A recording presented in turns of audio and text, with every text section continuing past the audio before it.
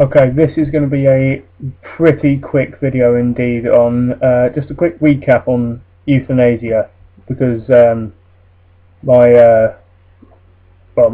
introduction to it for you in religion and medical ethics video wasn't particularly a lot of detail, certainly not enough to get you at least a B grade, I would imagine. So I'm just going to have a quick look over on what the different types of euthanasia what different types of euthanasia are out there. First off, we've got involuntary euthanasia. Now, there's going to be quite a few of these, so I would advise you to take notes. But this is involuntary euthanasia is when there's a patient involved in a situation where they are unable to say what they want. So this might be when they're in a coma, for instance, and or when they've had severe brain damage and they can't move and speak, and it's like they're not even with us in the world at the moment, and it's where like a relative might choose a life for them and go through the very upsetting process of having to decide whether their life support machine gets turned on or off. This here is involuntary euthanasia. And we also have voluntary euthanasia. This is when the person cannot kill themselves, so they ask someone else to do it. In this case, it might be in a situation where they're paralysed and they just can't go on with life because they can't do as much as they used to be able to, and it's getting very depressing for them and they don't want to go on with it anymore, so they ask someone else to do it for them.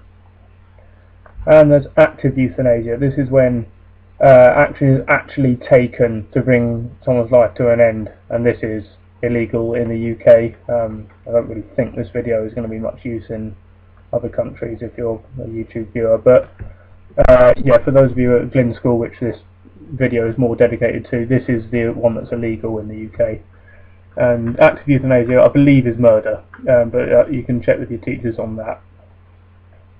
Assisted suicide. If you remember, I said that there was a difference between euthanasia and assisted suicide. That's because my example of euthanasia there would have been one of the other examples of euthanasia that I'm talking about here. Assisted suicide is where someone asks someone else to go and get them what they need to commit suicide. So if you're talking about here in the voluntary euthanasia, where the person cannot kill themselves, in the case being that they're paralysed, they can't physically obviously go and get the drug that they need to kill themselves.